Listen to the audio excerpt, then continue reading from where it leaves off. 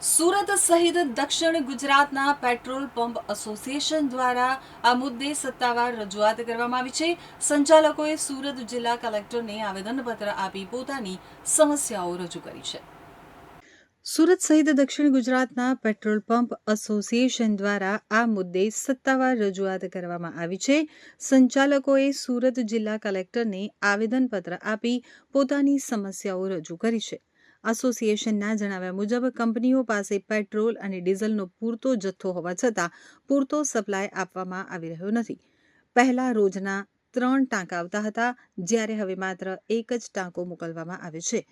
એક તરફ સરકાર દ્વારા પેટ્રોલ ડીઝલનો પૂરતો જથ્થો હોવાનો દાવો કરવામાં આવી રહ્યો છે, ત્યારે બીજી તરફ કંપનીઓ દ્વારા સપ્લાયમાં ઘટાડો કરાતા સંચાલકો મુશ્કેલીમાં મુકાયા છે.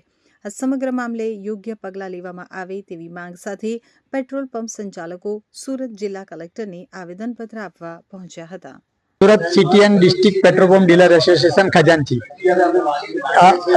છુટ્ટીના વખતે શુક્રવારે ઈદ હતી અને બેંક બંધ હતી અને શનિવારે અને રવિવારે બેંક બંધ હોવાથી અમારે પેટ્રોલિયમ કંપનીએ શનિવારે 5 વાગે ડેપો બંધ કરી દીધો અને ઘણા અમારા 30-40% ડીલરોને સપ્લાય મળ્યો નહીં. તો એ રીતે અમુક ઘણા પંપ આજે સોમવારે સવારે ડ્રાય હાલતમાં છે.